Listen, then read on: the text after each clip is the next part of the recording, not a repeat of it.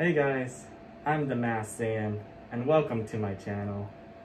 This is my first ever episode, and I created this channel to talk all things Dragon Ball with you guys, just to build a community of Dragon Ball lovers.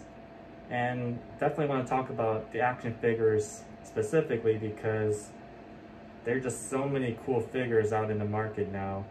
And these two figures right here are two of my favorites, and I thought we can talk about them because Goku is actually my favorite character of Dragon Ball.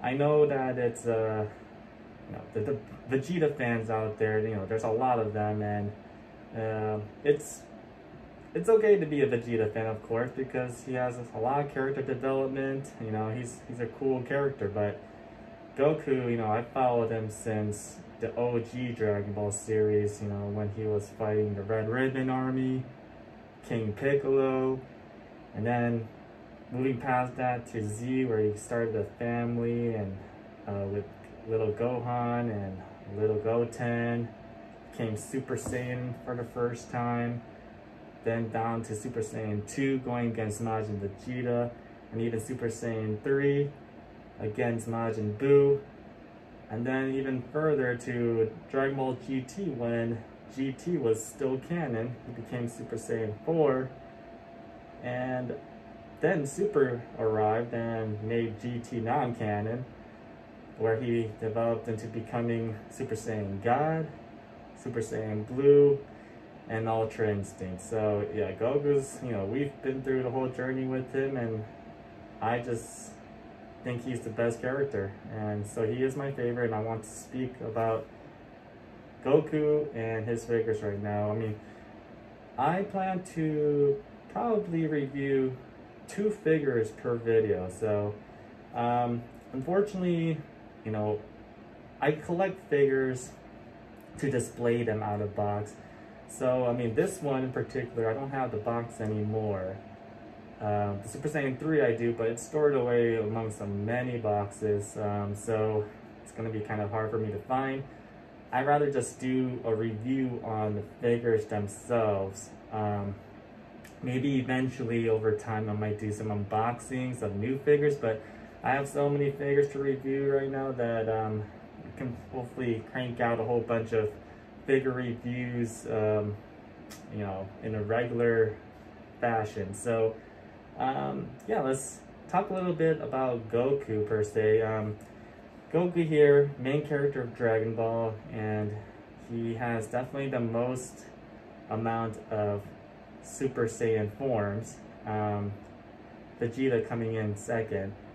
And we'll get to each of the forms over time, but I thought we can talk a little bit about his first form, which is Super Saiyan 1.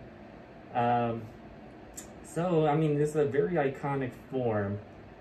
He went against Frieza when Frieza killed his best friend Krillin. All that rage, of course it got retconned into S cells in his back or whatnot in Super, but he had enormous amount, and then the rage just exploded the Super Saiyan within him, and that was just so awesome. And Master Release is this line of figures that are very detailed, high quality, good size too. These are roughly like 10 inches. And yeah, I like collecting the Master Release line. There's other lines as well, like the Grandistas, which are even bigger than these, are usually around like 13 inches.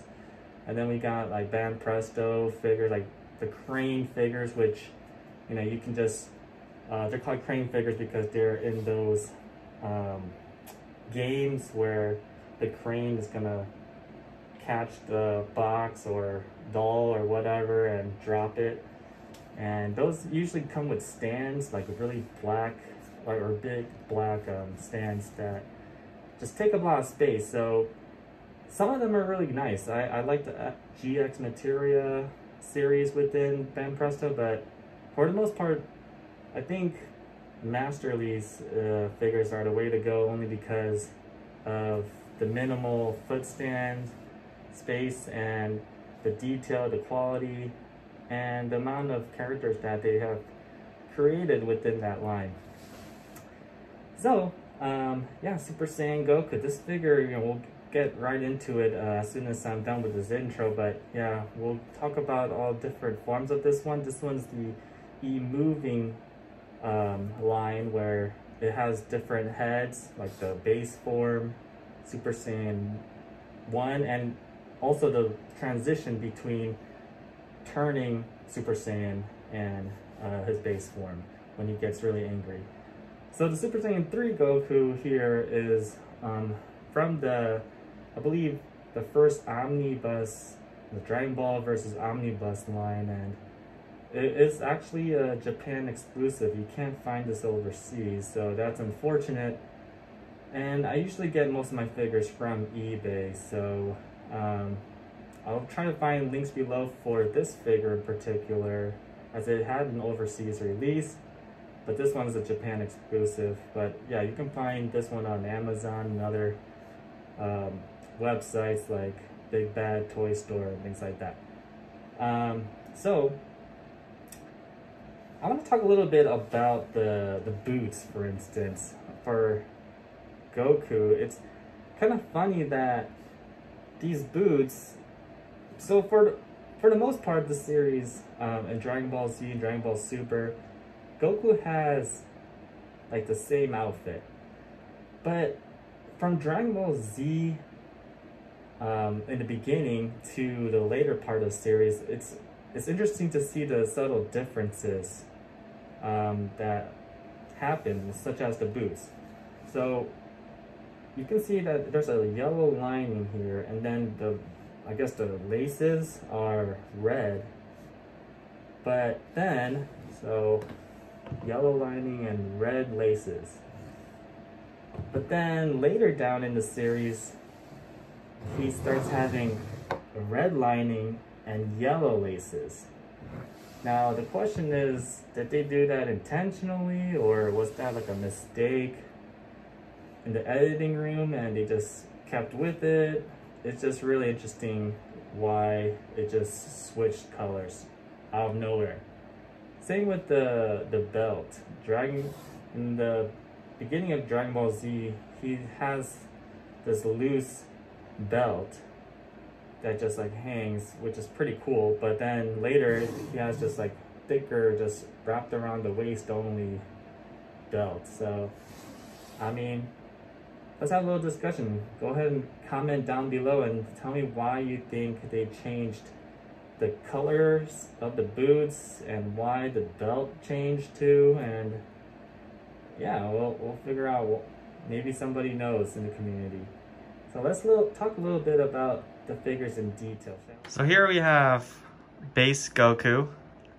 Look at the attention to detail with his sweat particles just coming down his face, his eyes starting to whiten, and he's just about to explode, you know?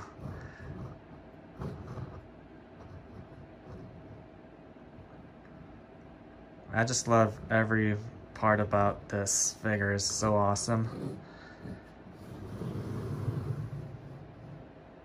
It also comes with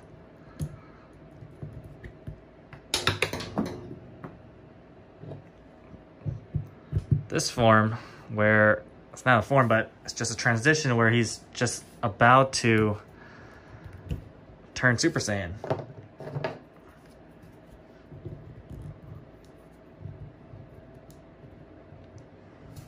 And he's just like, Frieza! You shouldn't have done that. And his eyes are completely white. And finally, you got that legendary look where he just stares off into where Frieza's at. Kind of like in a angled pose. And he's just showing his anger and showing how much Frieza messed up.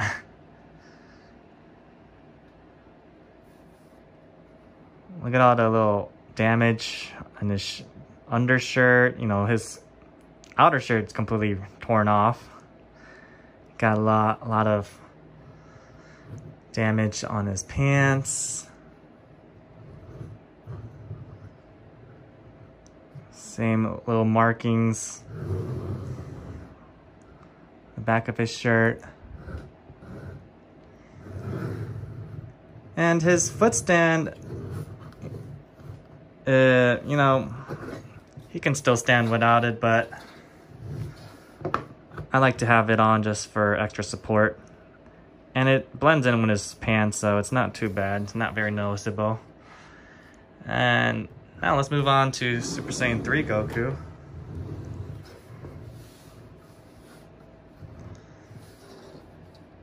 So this one, he's also looking at you at an angle, so it's probably better to display it that way as opposed to just straight on, because I guess his eyes kind of look a little cross-eyed that way, but he looks really cool like that.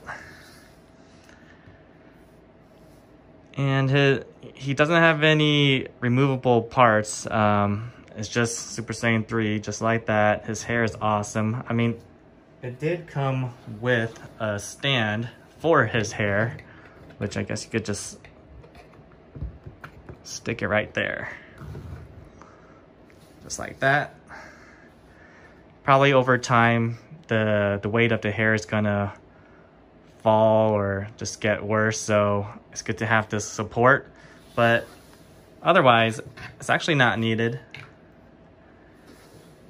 And I mean, you can see a little bit of where the two pieces of the legs connect, but not that noticeable. It's fine. And yeah, he just really cool form. You know, they still have not made a Super Saiyan 2 form in this Master Lease line, and it's just quite unfortunate that Super Saiyan 2 doesn't get a lot of love, but well, hopefully that'll change in the future. But there you have it. We got Super Saiyan 1, Emoving series, and Super Saiyan 3 Goku from the Dragon Ball versus Omnibus line. And we'll continue to review more figures. Please subscribe, like the video, and just comment down to let me know what I can improve on, or if you just want to say how cool these figures are and what figures you're collecting, or just in general. Yeah, let's have a little discussion. Until next time, later.